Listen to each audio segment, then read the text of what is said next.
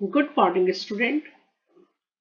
मैं वीना साहल। मैंने पिछले लॉकडाउन में कैलेंडर चैनल तैयार किया था ताकि घर में बैठे बच्चे आसानी से हिंदी मीडियम से साइंस की पढ़ाई को समझ सके।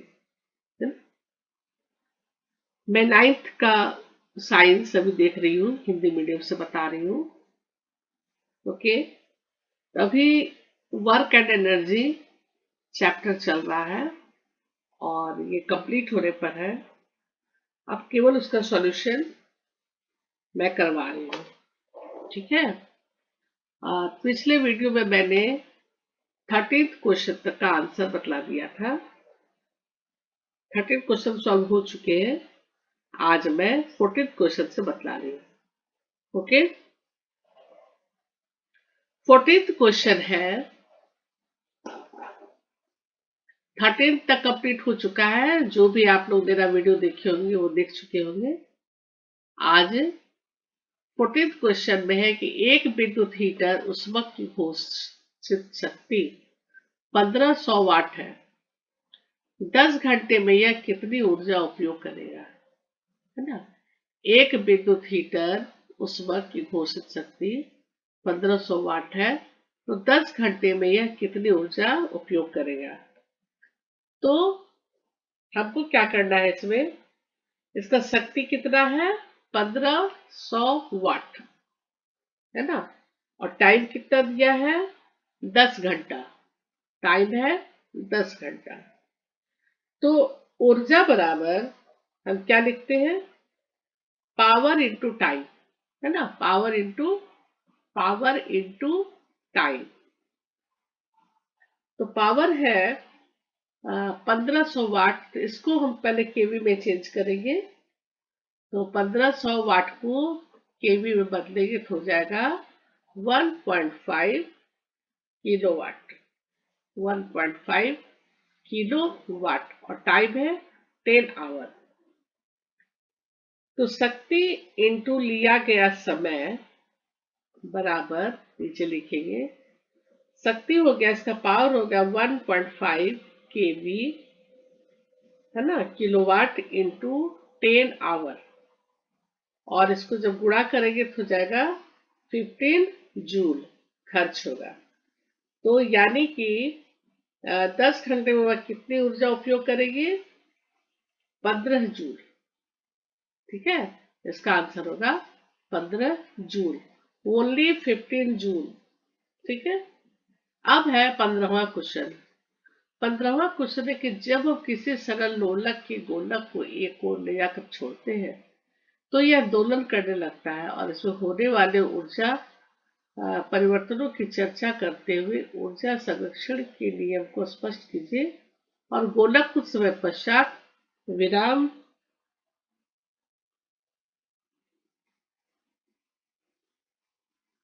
अवस्था में क्यों आ जाता है, अंततः इसकी ऊर्जा का क्या होता है, क्या यह ऊर्जा संरक्षण नियम का उल्लेख है। ये क्वेश्चन पूछता है, क्या यह ऊर्जा संरक्षण नियम का उल्लंघन है। तो देखिए क्वेश्चन क्या है, किसी सरल लोलक के गोलक को एक ओर ले जाकर छोड़ते। ये आप लोग देखे होंगे, जो घर में पेंडुलम वाली जो घड़ी होती है ना। पेंडुलम वाली घड़ी, टाइम पर 1 घंटा वो बजते जाएगा और टन टन करता जाएगा, ऐसे जाएगा, फिर ऐसे, फिर ऐसे, फिर ऐसे, है ना। तो ये जो है लोलक, यहां से फिर ऐसे ये गति करता है, और फिर एक समय के बाद आके वह रुक जाता है, विरामावस्था में आ जाता है। तो यह क्या करता है, जब हम पेंडुलम के बॉब को अब एक ओर छोड़ते हैं तो दोलन करता है, और ऊर्जा परिवर्तन तो मान लीजिए कि इसको तो चित्र तो नहीं बना के दिखा पा रहे हैं, लेकिन ऐसे आप कल्पना कीजिए कि जैसे पॉइंट है ना, और दोलक है, घड़ी का दोलक, उसका दोलक जो है सो ऐसे हो रहा है, और फिर वह ऐसे जा रहा है। फिर वह ऐसे जा रहा है और फिर वह ऐसे जा रहा है। तो एक को हम मान लेंगे ए पॉइंट, और ऐसे जब जा रहा है तो बीच में एक लंबवत जो है यहां से, इसको हम मान लेंगे ए पॉइंट, इसको मान लेंगे बी पॉइंट, और इसको मान लेंगे सी पॉइंट। तो हम क्या देखेंगे कि बी और सी पॉइंट है ना, ये बी और सी पॉइंट बॉम्बे मैक्सिमम हाइट में है। जो पेंडुलम है वह मैक्सिमम हाइट में है, बी और सी ये क्या है, मैक्सिमम हाइट में है। सो पोटेंशियम एनर्जी, पोटेंशियम एनर्जी इज मैक्सिमम, यहाँ पर क्या रहेगा, पोटेंशियल एनर्जी मैक्सिमम रहेगा और काइनेटिक एनर्जी जीरो। यहाँ पर काइनेटिक एनर्जी जीरो हो जाएगा और पोटेंशियल एनर्जी मैक्सिमम, क्योंकि अब देखिए पोटेंशियल एनर्जी मैक्सिमम रहेगा और kinetic energy zero. Total mechanical energy remain constant, और एट द पॉइंट ए जो है, ए जहां पर पेंडुलम जो सीधे से यहाँ आता है बीच में ए, तो ए पेंडुलम बॉब लोवेस्ट पॉइंट हो जाता है, वह लोवेस्ट पॉइंट होगा, है ना। यहां से लोलक जब आ रहा है ये लोवेस्ट पॉइंट हो गया और ये हो गया मैक्सिमम, और सी भी हो गया मैक्सिमम। तो सी और बी मैक्सिमम हो जाएगा और ए जो है नीचे का पॉइंट ऐसे जो जा रहा है, तो ये जो पॉइंट हो जाएगा वह हो जाएगा आपको lowest point. The total potential energy converted into kinetic energy, यहाँ पर क्या होता है, टोटल पोटेंशियल एनर्जी किसमें कन्वर्ट हो जाएगा, काइनेटिक एनर्जी। इसलिए तब यहाँ पर क्या हो जाएगा, तो फिर काइनेटिक एनर्जी मैक्सिमम हो जाएगा और पोटेंशियल एनर्जी जीरो हो जाएगा। जब काइनेटिक एनर्जी मैक्सिमम होगा, जब काइनेटिक एनर्जी मैक्सिमम होगा तो पोटेंशियल एनर्जी क्या हो जाएगा, जीरो। तो total potential energy converted into kinetic energy, इसलिए काइनेटिक एनर्जी इज मैक्सिमम और पोटेंशियल एनर्जी इज जीरो। तो काइनेटिक एनर्जी जब मैक्सिमम होगा तो पोटेंशियल एनर्जी जीरो होगा, और फिर टोटल मैकेनिकल एनर्जी कांस्टेंट का कांस्टेंट रह जाएगा, है ना। तो ऊर्जा परिवर्तन ये जो पूछ रहा है कि ऊर्जा संरक्षण के नियम को स्पष्ट करें, तो यह जो है यहाँ पर क्या हो जाएगा, ऊर्जा संरक्षण का नियम, lowest point total potential energy converted into kinetic energy, इसलिए काइनेटिक एनर्जी इज मैक्सिमम तब जब काइनेटिक एनर्जी से मैक्सिमम होगा तो पोटेंशियल एनर्जी जीरो। ठीक है, once again total mechanical energy remain constant, है ना। ये टोटल मैकेनिकल एनर्जी जो है वह कांस्टेंट रहेगा।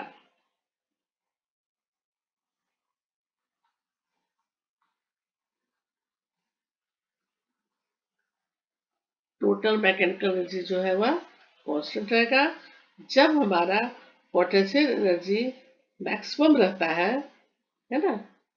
तो काइनेटिक एनर्जी जीरो पर रहेगा, और पोटेंशियल एनर्जी जब जीरो रहेगा तो काइनेटिक एनर्जी मैक्सिमम रहेगा।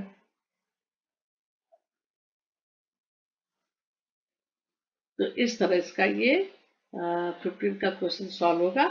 इसमें हमको थोड़ा सा चित्र बना के दिखलाना होगा कि बॉब जो लटकता है वह जब घुमा के इसको खींच के छोड़ते हैं तो वह इस तरह और इस तरह जाता है ना, यहाँ से यहाँ। फिर यहाँ से यहाँ पर मैक्सिमम होता है ना, यहाँ पर पोटेंशियल एनर्जी मैक्सिमम हो जाता है, यहाँ पर काइनेटिक एनर्जी क्या हो जाता है, 0। ठीक है, और यहाँ पर जो सीधा जो हमारा बॉम्ब लटक रहा है, तो यहाँ पर पोटेंशियल एनर्जी 0 हो जाता है और kinetic energy maximum. Potential energy यहाँ पर 0 होता है और काइनेटिक एनर्जी मैक्सिमम। ठीक है, अब 16वां क्वेश्चन है कि एम द्रव्यमान का एक पिंड एक नियत वेग v से गतिशील है, तो पिंड पर कितना कार्य करना चाहिए कि अविराम अवस्था में आ जाए। एम द्रव्यमान का एक पिंड एक नियत वेग v से गतिशील है, तो पिंड पर कितना कार्य करना चाहिए कि यह विराम अवस्था में आ जाए। तो इसे हम विराम अवस्था में आ जाए। तो विराम अवस्था में के लिए मतलब क्या हो गया, यह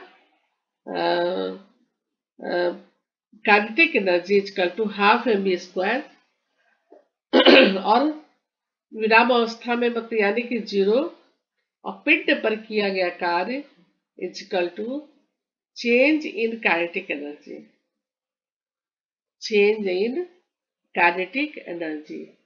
तो हाफ काइनेटिक एनर्जी का फॉर्मूला है हाफ mv² माइनस, यहाँ पर विराम अवस्था में आने के लिए क्या करना है, यहाँ पर 0 लिखेंगे, तो हाफ mv² हो गया।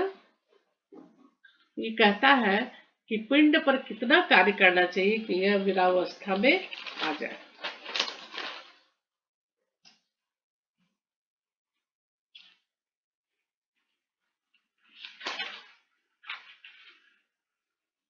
तो ये है विराम अवस्था में आने के लिए 0, और पिंड पर किया गया कार्य change in the kinetic energy half mv² minus 0, और इसका क्या हो जाएगा किया गया कार्य हाफ mv², हाफ mv²।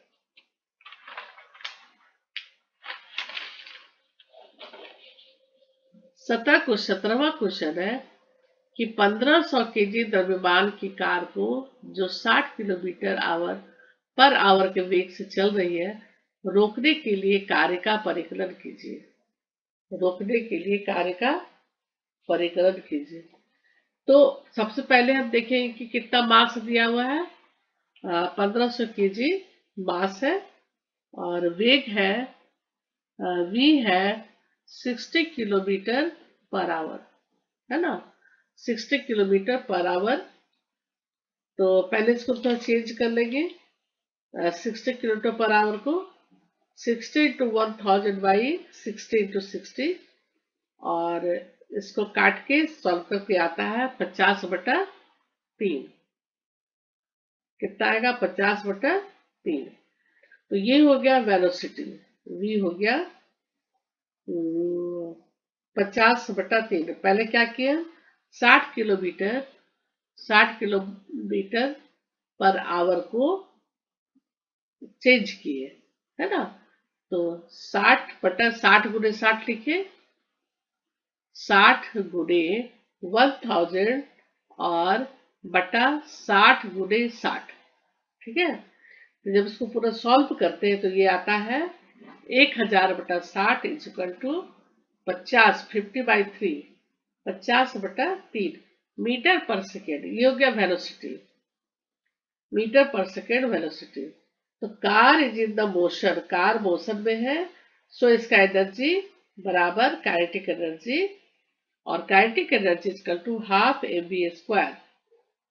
तो हाफ mv² में हम फॉर्मूला को लिखेंगे हाफ इंटू एम हो गया 1500 केजी गुणे v हो गया 50/3। v कितना निकला, इसको सॉल्व किए तो 50/3। तो half into 1500 KG into 50/3 whole square 50/3 को होल स्क्वायर करेंगे v² की जगह पे, तो सॉल्व करेंगे तो हो जाएगा 1/2 इंटू 1500 इंटू 50 को गुणा करेंगे तो हो जाएगा 250 जीरो 2500 बाई 9, 3 है ना। वन फिर से देख लीजिए, इसको जब लिखेंगे तो क्या लिखेंगे, 1/2 गुणे 1500 kg गुणे 50/3 होल स्क्वायर, और इसको काट के आएगा 1/2 गुणे 2500/9, हाँ, और गुणे 1500, सबको काट के पूरा देके भाग देके कितना आएगा, 625000/3, है ना।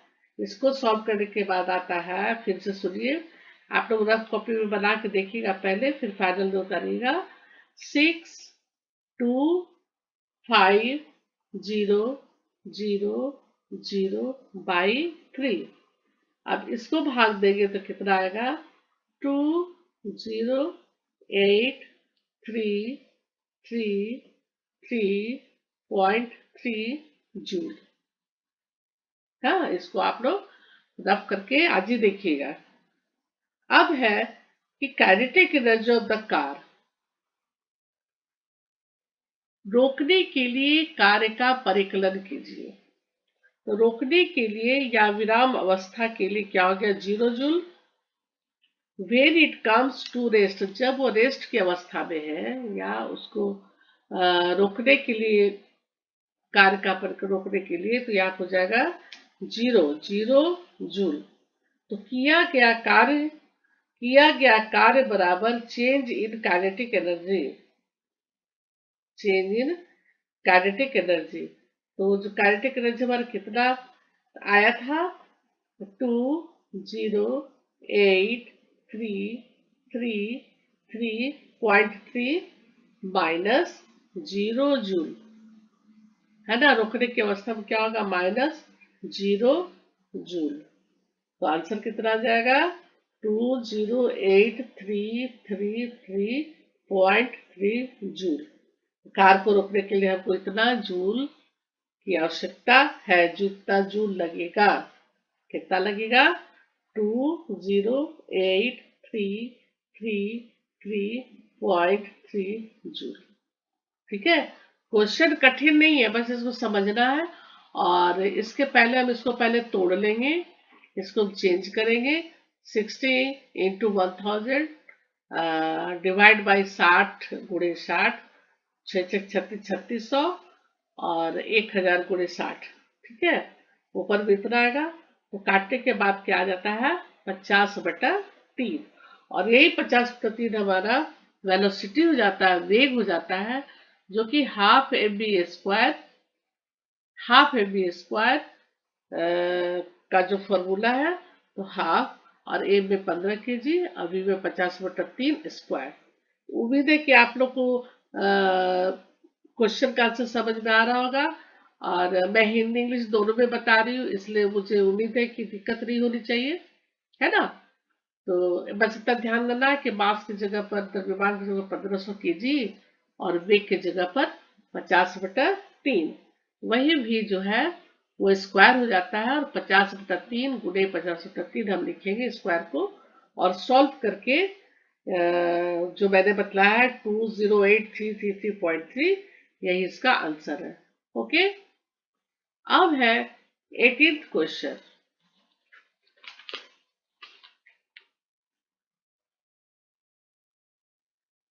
18th क्वेश्चन में है, निम्न में से प्रत्येक स्थिति में मास द्रव्यमान के एक पिंड पर एक बल F लग रहा है, यानी फोर्स लग रहा है, तो विस्थापन की दिशा पश्चिम से पूरब की ओर है, जो एक लंबे तीर से प्रदर्शित है, लंबे तीर से प्रदर्शित है, की गई है। चित्रों को ध्यानपूर्वक देखिए और बतलाइए कि किया गया कार्य ऋणात्मक है या धनात्मक है या शून्य है। चित्र को देख करके हमको बतलाना है कि जो विस्थापन फोर्स लग रहा है और विस्थापन की दिशा पश्चिम से पूर्व की ओर है, पश्चिम से पूर्व की ओर है, तो यह कार्य कौन सा कार्य हो रहा है, पॉजिटिव है या नेगेटिव है या जीरो है। तो अब फोर्स खैर तो एम लिखा हुआ है द्रव्यमान, और फोर्स को हमने फोर्स को एफ से डिनोट किया है ना, और विस्थापन बाई से। तो तीर का डिजाइन से हम क्या देख रहे हैं कि फोर्स एंड डिस्प्लेसमेंट परपेंडिकुलर है ना।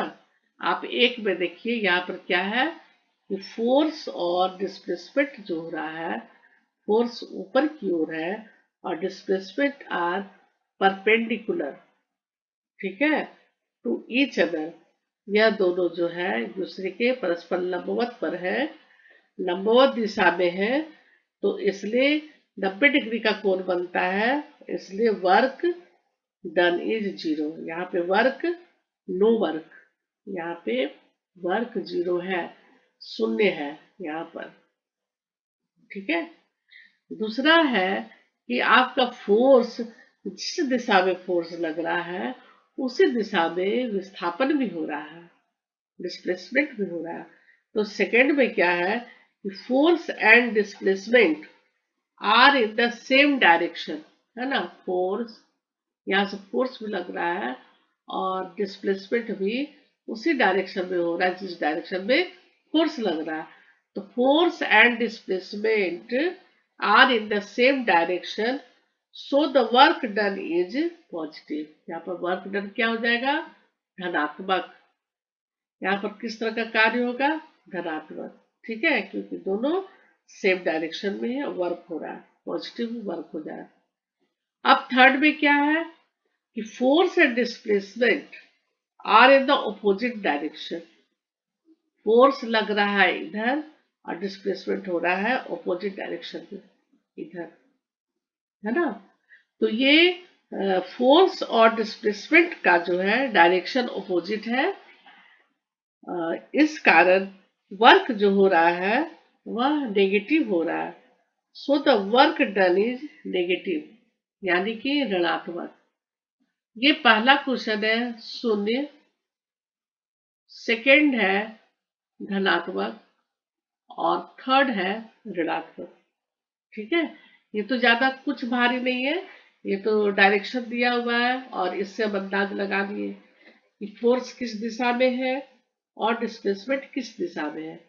तो हमने इसे बता दिया कि ये पॉजिटिव है, नेगेटिव है और जीरो है। अब 19th क्वेश्चन है कि सोनी कहती है कि किसी वस्तु पर त्वरण शून्य हो सकता है चाहे उस पर कई बल कार्य कर रहे हो। क्या आप सहमत है? कोई भी या कितना भी उस पर कई बल कार्य कर रहे हैं लेकिन वह त्वरण शून्य हो सकता है, किसी वस्तु पर त्वरण शून्य हो सकता है, बताइए क्यों। तो किसी ऑब्जेक्ट का एक्सीलरेशन जीरो हो सकता है चाहे कोई बल कार्य कर रहे हो, है ना। तो different direction is zero, then the acceleration is zero.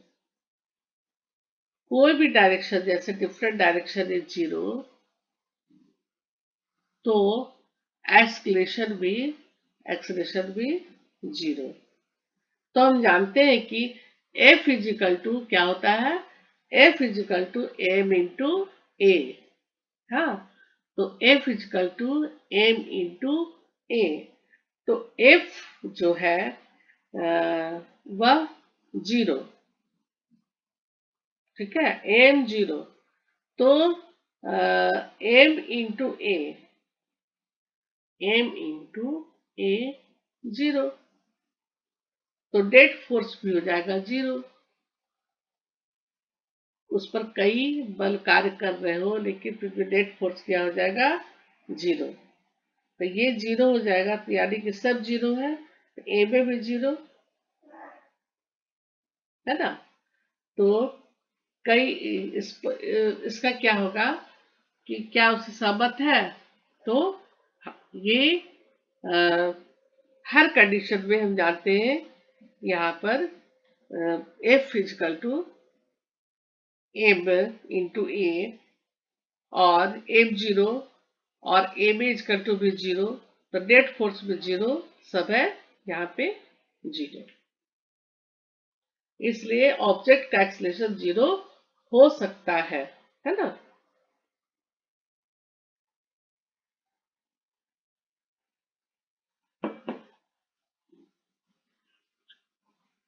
20वां question है कि 4 युक्तियां जिनमें प्रत्येक की शक्ति 500 वाट है और 10 घंटे तक उपयोग में लाई जाती है, इनके द्वारा व्यय की गई किलोवाट आवर में परिकलित करें। 4 युक्तियां जिनमें प्रत्येक की शक्ति है 500 वाट। तो 4 डिवाइस का पावर हो गया। सबसे पहले हम निकालेंगे कि प्रत्येक की शक्ति 500 है, 500 वाट। तो 500 वाट को हम पहले गुणा कर देंगे 4 डिवाइस में, जो है ना, 4 डिवाइस पे कर देंगे तो हो जाएगा 2000 वाट, 2000 वाट्स हो जाएगा। और टाइम है 10 आवर, 10 आवर है। तो energy consumed power into time, energy consumed equal to power into time, power into time. तो पावर हो गया कितना, 2500 गुने 4, 500 गुने 4, तो यहाँ पर हो जाएगा 2000 वाट्स इंटू टाइम कितना है 10 आवर गुणे 10, 10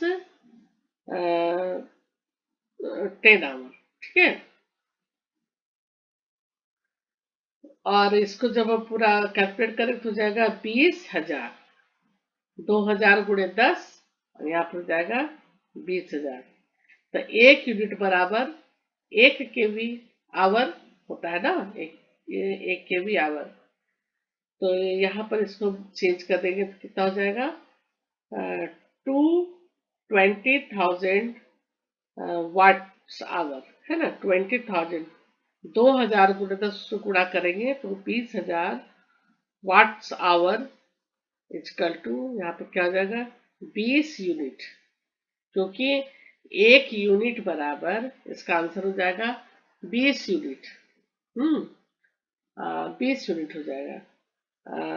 यहाँ पर है 1 यूनिट बराबर 1 केवी आवर, 1 यूनिट बराबर 1 KV hour, 1 kilowatt hour, है ना। यहाँ पे क्या हो जाएगा 20,000 kilowatt watt hour equal to 20 units. ये हो गया 20 का आंसर। तो इसके द्वारा व्यय की गई ऊर्जा किलो वाट आवर में परिकलित करें। तो किलो वाट आवर में होता है, तो यह होता है 20 यूनिट्स, 20 यूनिट्स। अब है 31 क्वेश्चन, 31वां। यह लास्ट क्वेश्चन है। मुक्त रूप से गिरता एक पिंड अंततः धरती तक पहुंचने पर रुक जाता है, जिसकी गतिज ऊर्जा का क्या होगा। मुक्त रूप से ऊपर से कोई पिंड गिर रहा है ना, ऊपर से कोई पिंड गिर रहा है, गिरते गिरते गिरते गिरते गिरते अंततः धरती पर पहुंचने पर रुक जाता है ना, धरती पर गिरने पर रुक जाएगा। तो इसकी गतिज ऊर्जा क्या होगी, क्या होना चाहिए, क्या होता है। तो जब कोई पिंड ऊपर से गिरता है तो सबसे पहले तो पोटेंशियल एनर्जी इसकी मैक्सिमम होती है, क्योंकि वह ऊपर से गिर रहा है। तो जब ऊपर से गिरता है तो पोटेंशियम एनर्जी इसकी मैक्सिमम होती है और काइनेटिक एनर्जी 0 रहता है। लेकिन जब धीरे धीरे धीरे धीरे धीरे धीरे इसका वेलोसिटी बढ़ते जाता है, धीरे धीरे वेलोसिटी बढ़ते जाता है, और पोटेंशियम एनर्जी जो है, पोटेंशियल एनर्जी, वह धीरे धीरे काइनेटिक एनर्जी में चेंज होता जाता है। पोटेंशियम एनर्जी यहाँ पर हाईएस्ट रहता है और धीरे धीरे कम होता जाता है, और काइनेटिक एनर्जी यहाँ पर धीरे धीरे बढ़ता जाता है। तो पोटेंशियल एनर्जी काइनेटिक एनर्जी में चेंज होता जाता है, और धरती पर पहुंचने पर काइनेटिक एनर्जी हीट एनर्जी में, है ना, जब यहाँ पर पहुंच जाता है धरती पर वह पिंड, तो काइनेटिक एनर्जी जो है वह हीट एनर्जी और साउंड एनर्जी में कन्वर्ट हो जाता है। Heat energy and sound energy में कन्वर्ट हो जाता है। कौन? जो भी पिंड ऊपर से गिरता है वह धरती पर आते आते हीट एनर्जी और साउंड एनर्जी में कन्वर्ट हो जाता है। Body and ground becomes warm due to collision, क्योंकि वो पिंड और जो body and ground becomes warm due to collision, टकराने की वजह से, धरती पर आने की वजह से, टकराने की वजह से यह हीट एनर्जी और साउंड एनर्जी में कन्वर्ट हो जाता है। ठीक है, यही इसका आंसर है और कोई खास इसमें कठिन नहीं है। जब पोटेंशियल एनर्जी ऊपर हाई रहता है, मैक्सिमम रहता है, तो काइनेटिक एनर्जी जीरो रहता है। धीरे धीरे धीरे जब वेलोसिटी बढ़ने लगती है तो काइनेटिक एनर्जी बढ़ने लगता है ना, तो बढ़ने लगता है और धरती पर आते आते काइनेटिक एनर्जी हीट एनर्जी और साउंड एनर्जी में बदल जाता है। तो हमें उम्मीद है आप लोग को ये क्वेश्चन समझ में आ गया होगा। ये काफी लंबा चैप्टर था और इस लंबा चैप्टर में क्वेश्चन भी बहुत ज्यादा क्वेश्चन इसमें थे। 21 क्वेश्चन मैंने सॉल्व किया है, आपको बतलाया है। और मैंने तो काफी मेहनत की है, मगर फिर भी आप लोग को जरा सा लगे कि और समझना है, मैम और कोई क्वेश्चन बतला दे तो मैं जरूर बतलाऊंगी। और आप लोग इसे देखिए, कमेंट कीजिए, सब्सक्राइब कीजिए। Okay, bye bye, thank you.